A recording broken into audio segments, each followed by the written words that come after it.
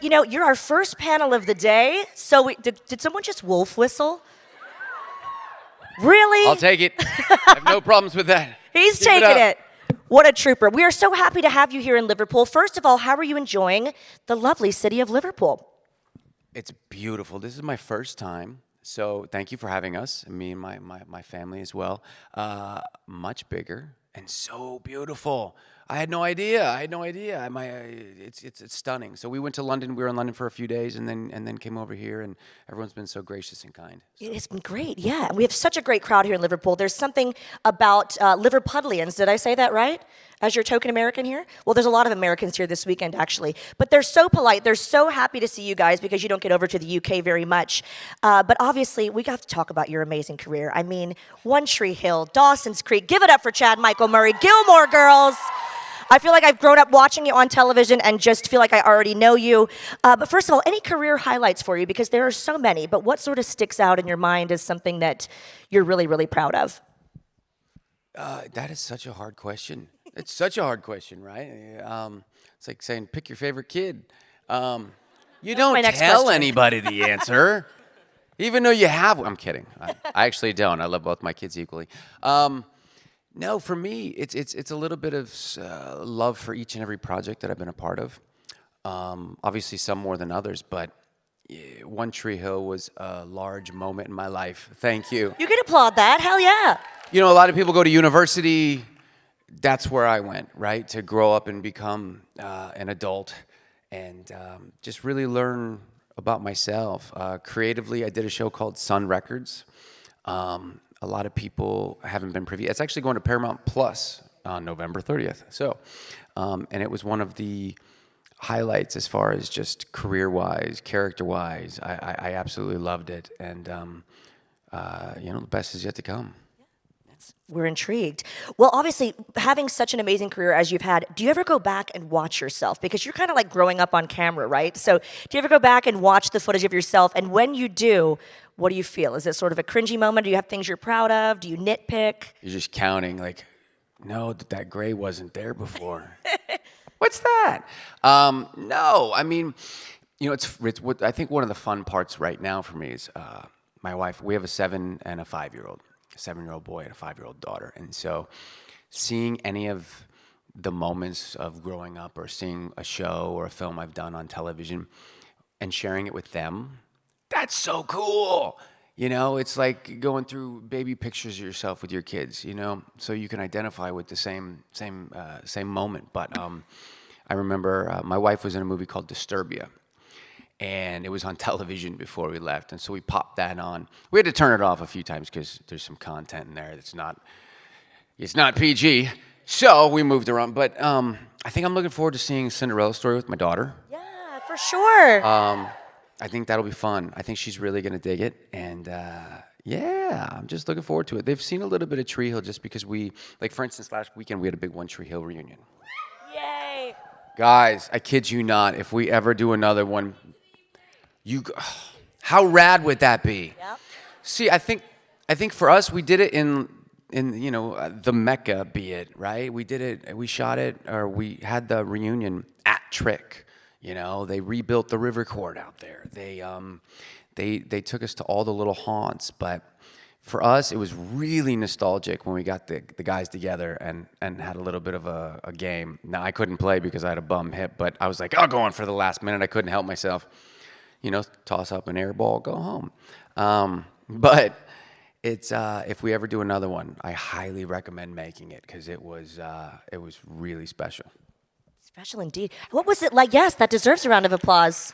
We're ready for more. What was it like to see all your co-stars? I mean, that's got to be like a hilarious reunion and inside jokes, and I'm sure there was a lot of camaraderie with your co-stars. So much. It's one of those things where, like if you go to high school with a buddy, and then you go to a bar and you see that high school person there at the bar, you feel like, oh, I know them. They're like family. Great jersey, by the way. Yeah. It's like that. So if we go to, which I'm not, I'm very much an introvert. I guess they call you an extroverted introvert. I don't really leave the home. I like to be home. I like to be in my own bed. I like to just watch TV. But when we do go out, if we go out and we see one of our cast members from Tree Hill, it always feels like home. it's pretty special, you know. Like if I see Hill, I know like I've got a partner in crime with Hillary Burton.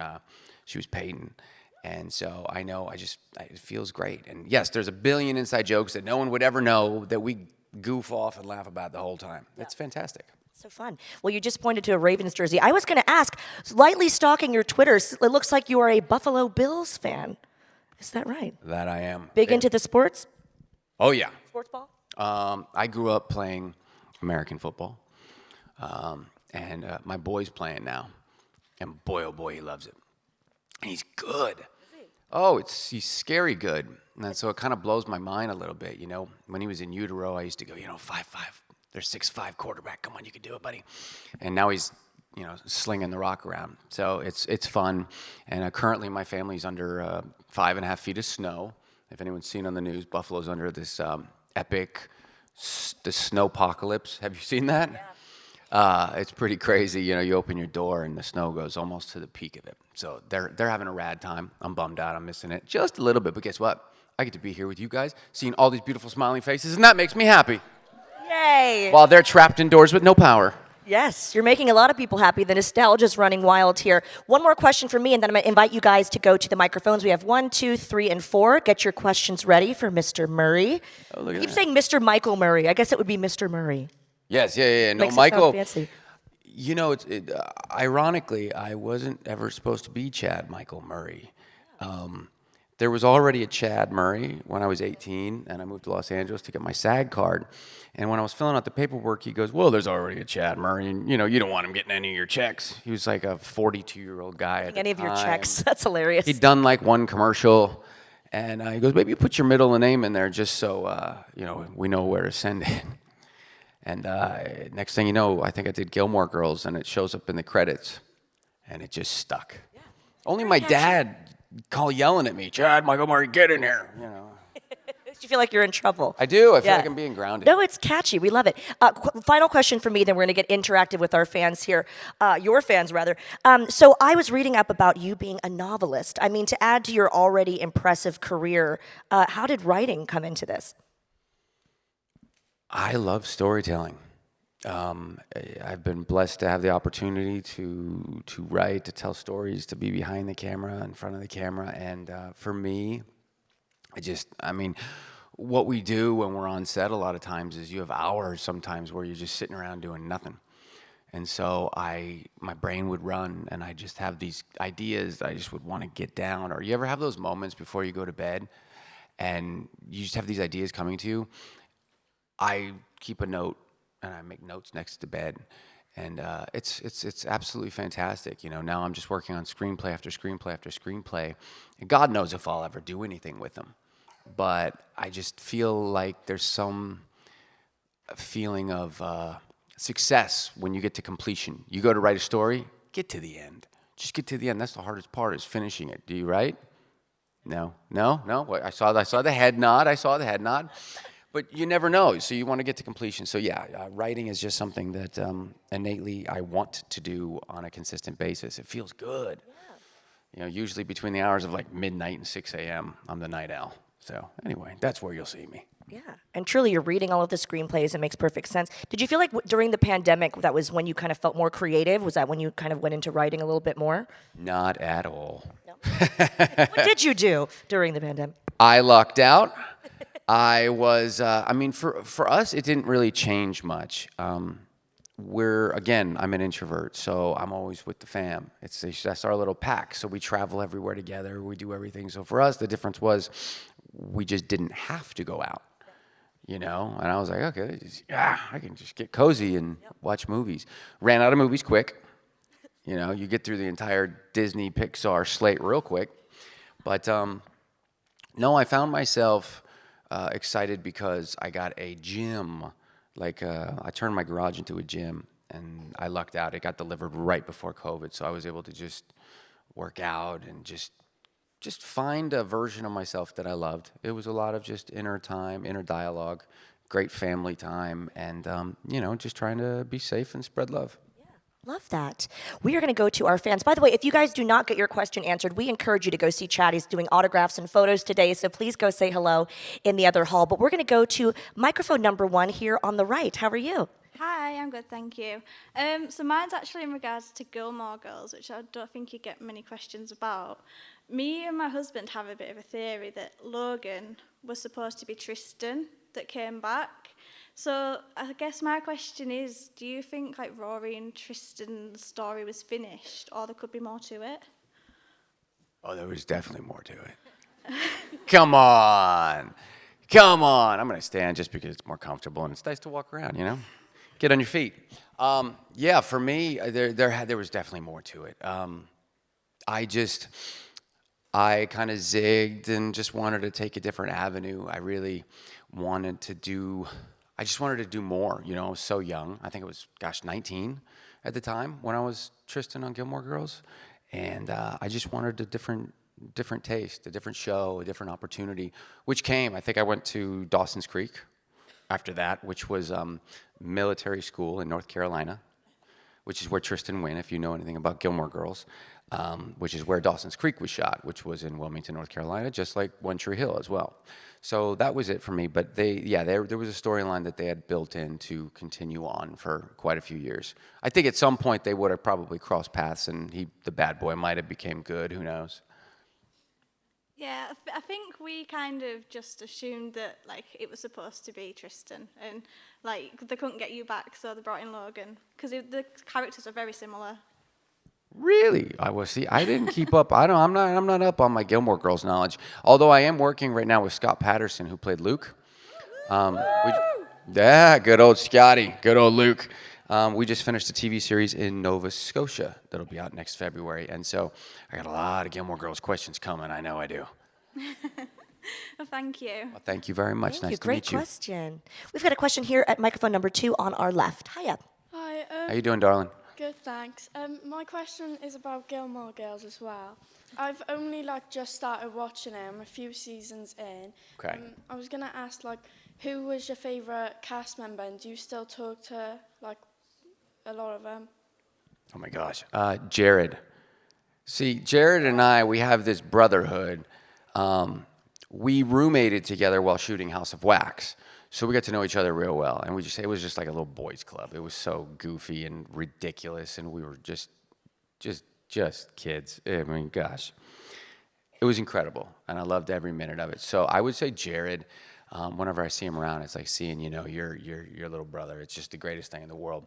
But yeah, Jared for sure. And I see Milo too. I see Milo from time to time, even though Milo and I were never on at the same time.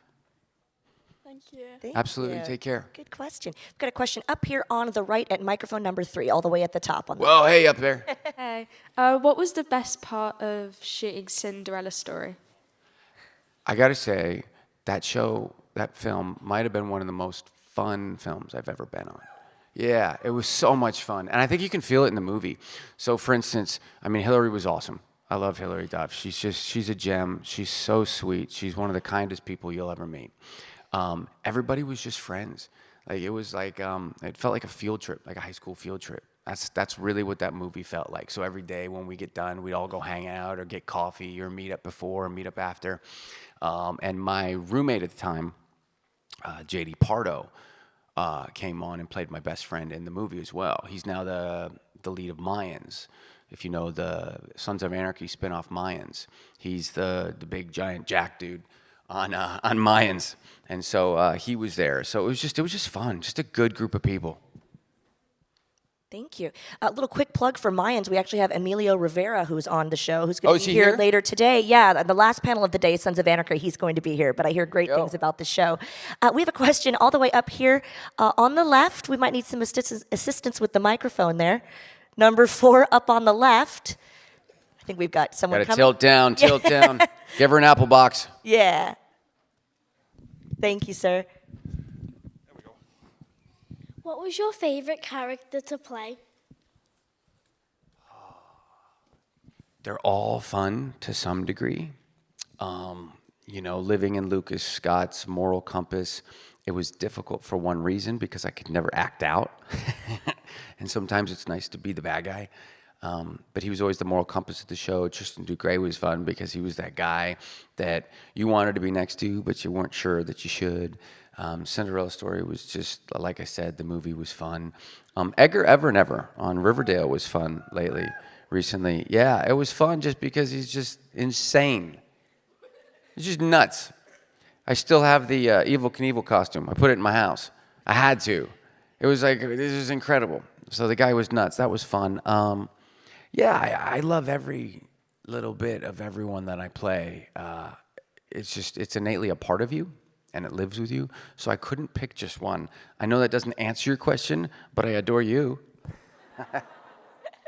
Thank you so much for your question. So you're telling us the Evel Knievel costume did not make it in your luggage to Liverpool. We're not going to be seeing that this weekend? No. Okay. No, you don't want to see me in that. Darn it. We've got a question right over here. Microphone number 1. Hi. Hey, y'all. While recording a Cinderella Story, who did forget most of their lines? Who forgot most of their lines in a Cinderella Story? Yeah, while recording. Oh my gosh. I have no idea. That's a great question that I don't know the answer to. I think everybody was on point. I don't remember anybody being off cue. Was there bloopers on there that you would know the answer to? Not very much so. No? Gosh. Then you know what? Probably me. I don't know. No, probably not. I'm really type A, so I over-prepare. I like to know every one of my lines and everyone else's just because, I don't know. It freaks me out, the idea of going and not knowing. I have a reoccurring dream that I show up on set and I don't know my lines, and it freaks me out. I'm like opposite Meryl Streep in the moment. I'm like, it's terrible. It's a nightmare. Did you take your lines to set quite a lot then? No, I don't believe in sides. Sides are these little kind of pamphlets with all your work for the day in it, right? So you can read off them, make notes, whatever. I like to come prepared before I ever show up, and I feel like I don't want to hold those in my hand because then it's like a crutch, and I didn't want that. So I like to just come, unless they throw a curveball and change the dialogue last minute, which happens. Oh, it's brutal. But yeah, I don't think I think everyone was pretty good. Okay, thank you. You're very welcome. I'm loving these insider tips. It's like we're on Inside the Actors Studio right now. We've switched. That's what we're hearing we're doing. We're going to talk about my favorite cuss word in a minute. I'm kidding. Oh, we'll totally end on that for sure. We've got a question here at microphone number 2 on the left. Hi, Chad. Hi. That's really loud. I like your footwear. We're wearing the same shoes. Yeah, there we go. My Air Timberlands. Yeah, same. In a Cinderella Story, did you really not recognise Hilary Duff's character Sam when she was wearing the mask?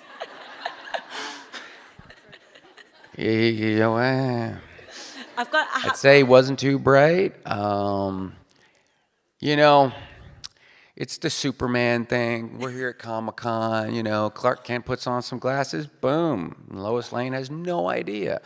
So let's just break the wall down, break the barrier down, and just go, yeah, he had no idea. Brilliant. But it was cute. It was. So cute. Thank you.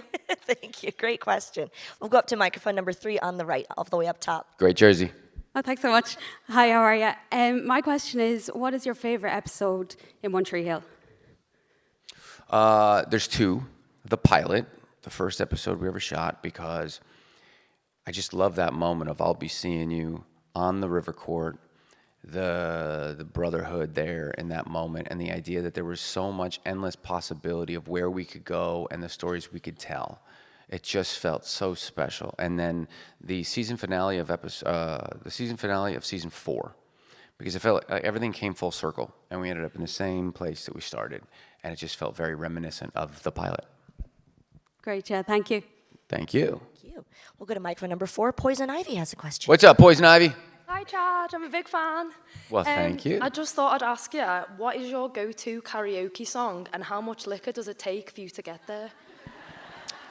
That's a good question. Go-to karaoke song.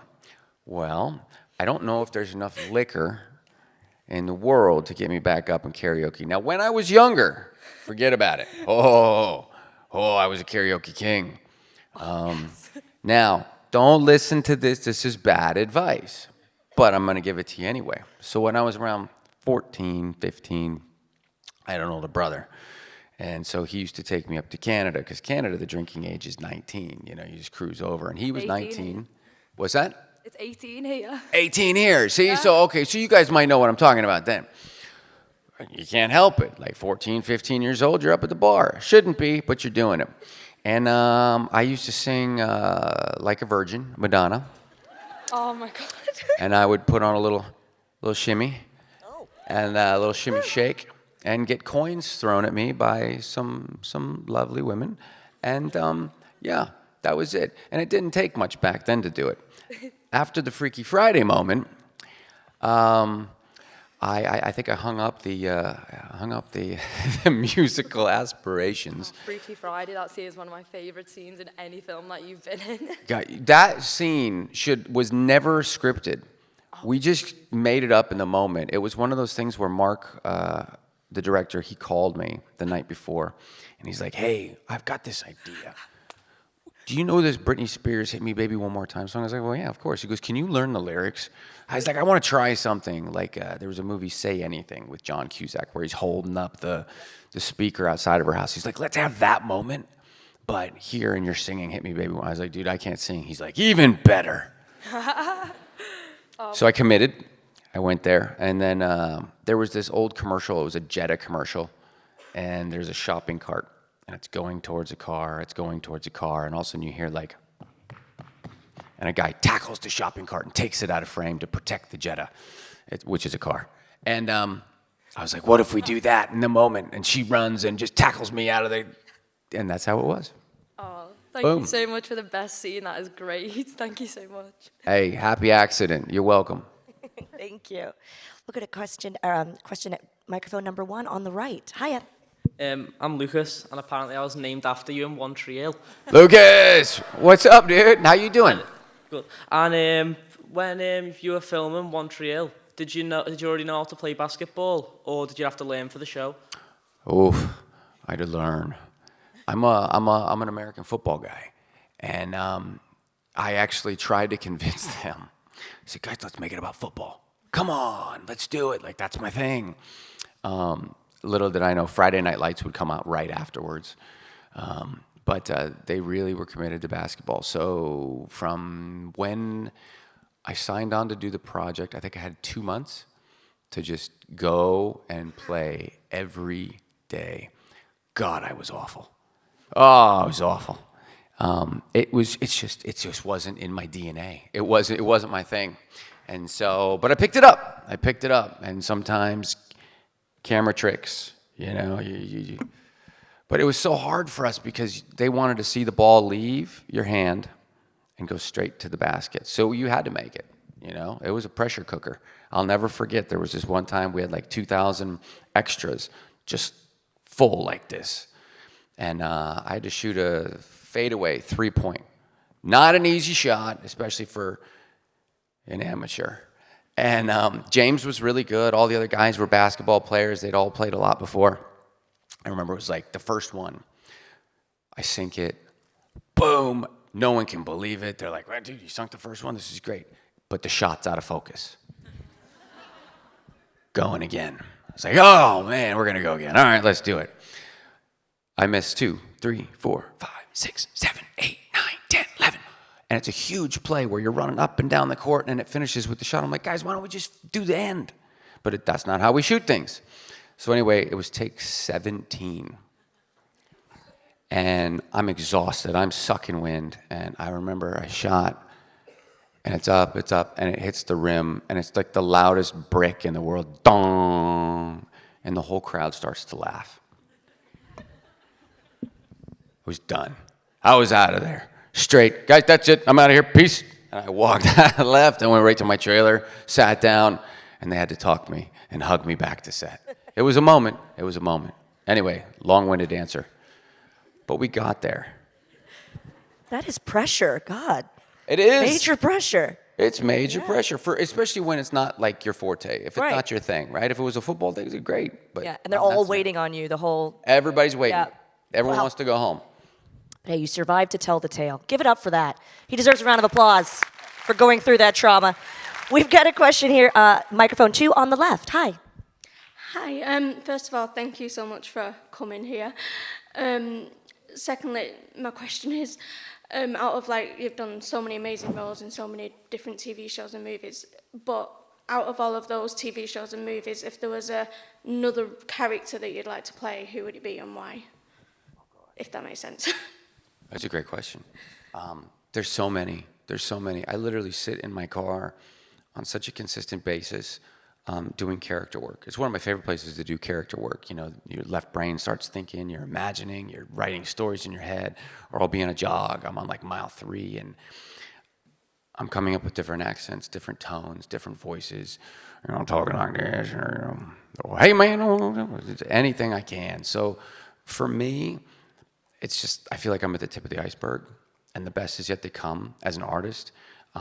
And it's just about fulfilling that creative reservoir that I have, that I want to do. So there's so much more. I don't have a specific character or name or person that I'd want to play in particular. I just want to fill that reservoir, you know? I want to fill it and feel good and go home and say, kids, look at this, you know? That's me. I know you don't like the movie, but I don't care. It was fun for me, you know? So a little bit of everything. A little crazy, you know. Thank you so much. Thank you. Thank you. We've got a question up at the top, number 3 on the right.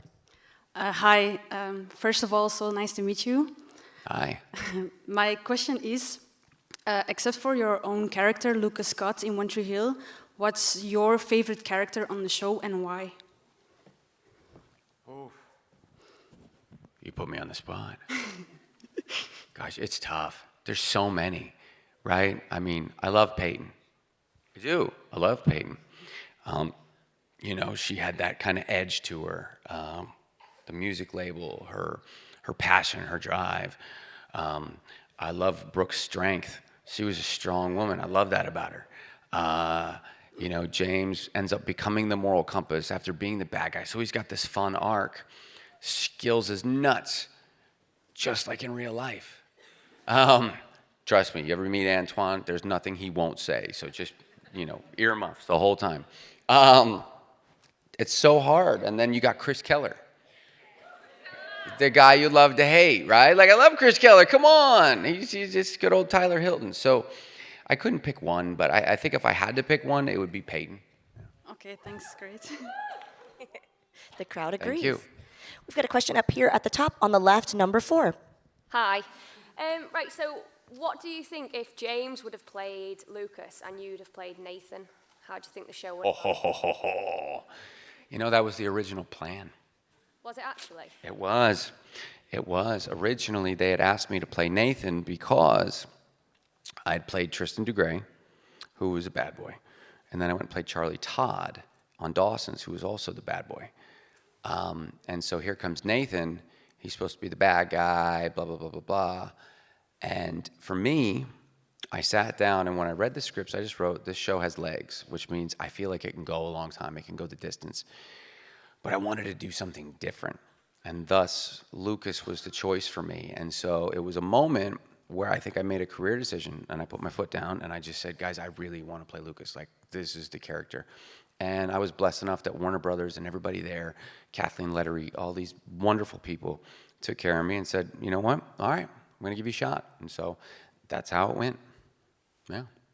Amazing. Thank you. Oh, pleasure. Comic Con exclusive right there. I have to ask, it's cool to have diversity, but do you enjoy playing the villain more, or do you enjoy playing more of a heroic good guy? You know, it's funny. The villain is always more fun because there's less boundaries. When you are the moral compass or a particular archetype, you have these boundaries, these walls around you that you can't go outside of. You know, be it the way you articulate, the way you send a message, your behavior, your mannerisms, all these things. You know, there's a stillness that comes with certain aspects of playing a character. There's a character I'm playing on a show right now, and it is a very finite way to play him. And that's, believe it or not, harder for me. Playing the leading man is much more difficult for me than being an insane person. I don't know why I identify with the insanity. It comes naturally to you? It just comes natural to me. You should see my childhood. Hot damn. So for me, it's just more fun. I did this movie with Bruce Willis a little while ago called Fortress. and I played a guy named Balzari. It was so much fun because I could just go off the rails and just be completely and utterly insane, but with a purpose. And so for me, I truly enjoy that aspect. It's a lot of fun. I have to ask, how was Bruce Willis? What a legend.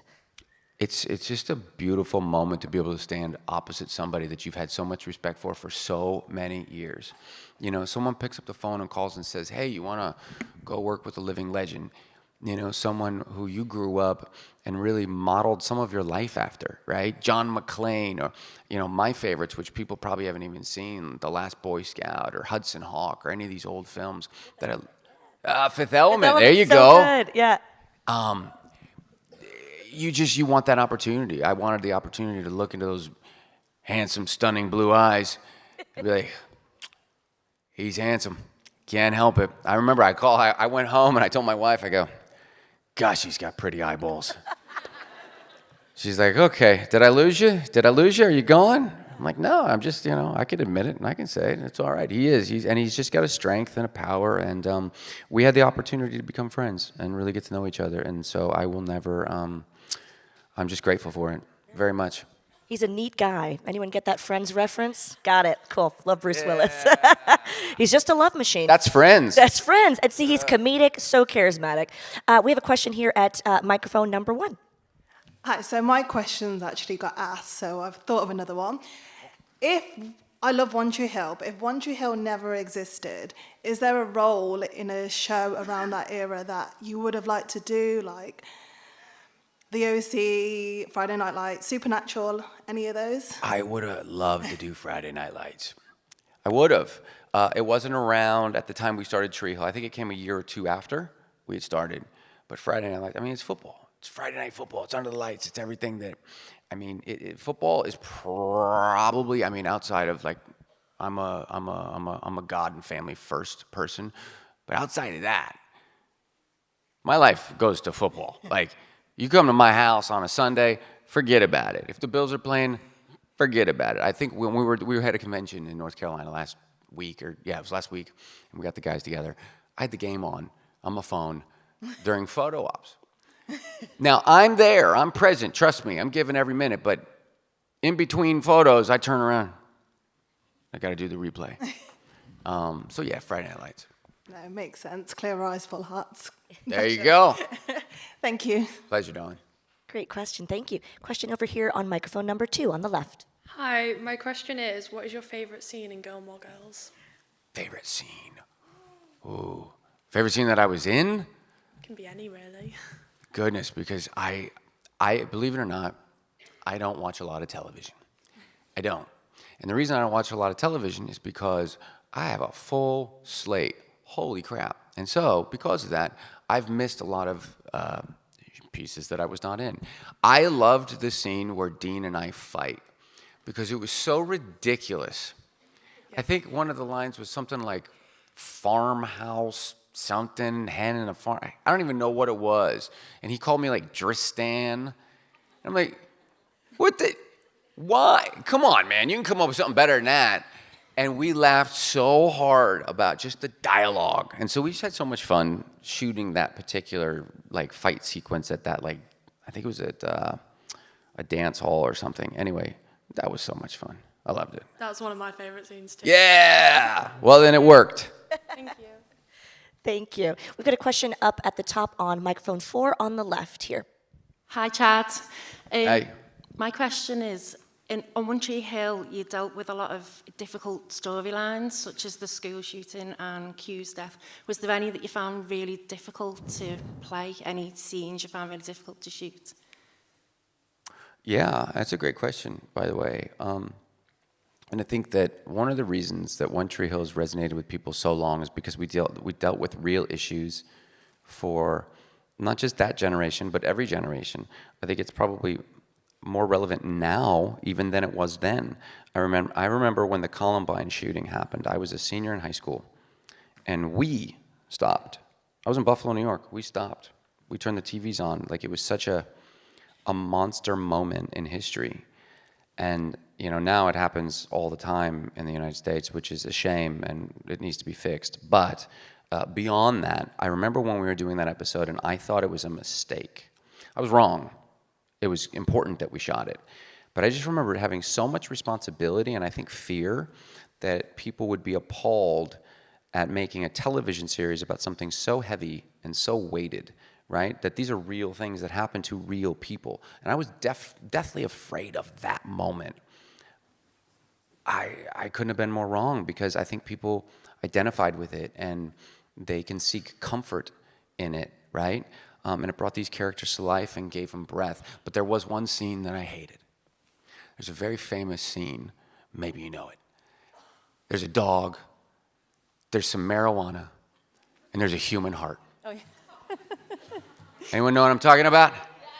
Oh my gosh, the script comes across my desk and I read that Lucas is gonna be in the emergency room and Peyton's having a baby and my bad dad is trying to get a heart transplant. Some dude comes in because his dog ate too much weed. So now his dog's got the munchies. Why his dog's in the ER in the first place? Don't get me started. And the guy's falling asleep because he had too much weed. He passes out. The dog has wrapped his leash all around 20 different chairs. Now, here comes the heart. Through the ER, which it would never do, it would come in a back door, in the little boxy thing that it comes in, the guy trips over the dog leash. It opens, which you would think it'd be in plastic or something, probably not like that. It skips across the floor, perfectly timed as I'm walking through the hallway, lands in front of me. Meanwhile, this dog had been leashed, tied up, somehow managed to get off the leash, and he's got the munchies. And he eats the heart in front of me, in front of my dad, hoping to get that heart. And I just remember saying, guys, why do I need to be there? Come on. I said, the moment that heart hits the floor, dude, I'm out. Anyway, that was the scene. That's a weird day at work. It's a weird day. It was a weird day at work. Yeah. Yes. We only have time for one more question as Chad's got to get back to all of you guys with your autographs and your photo shoots. So we're going to go to microphone number 2 here on the left. Hi. I've recently finished watching One Tree Hill, and you were one of my favourite characters. Thank you. If you got to choose, who would Lucas end up with, Brooke or Peyton? Ooh, ending on that note. Oh, goodness. It's you. It's always been you. I mean, it was always Peyton. From the moment we were at that river court, and he said, I'll be seeing you, to where we finished. It's just the way that the show was meant to be. It just felt ordained from the moment we started. I saw it coming. And so I feel like we wrapped things up quite beautiful. But I think the zigs, the zags, the turns, and the triangle made it so much sweeter, right? Without Brucus, there was no Leighton, period. Wonderful question. And you've wrapped this up beautifully with that wonderful question and the answer there. Thank you for that. You've been so much fun and so candid, and we'd love to hear about your passion for acting and all your other projects. Ladies and gentlemen, please give it up one more time for Chad Michael Murray. Thank you. He's going to get back to the autograph and photo shoot area so you guys can meet and greet. Please give it up one more time for Chad Michael Murray, and make sure you say hello. Thank you, guys. Thank you so much for coming out. I adore you. And thank you for having me to your beautiful, beautiful, beautiful home. Yes. Cheers, y'all. I'll see you soon. Keep it going, ladies and gentlemen. Thank you so much, Chad. This has been awesome, and you guys had some great questions. Coming up next.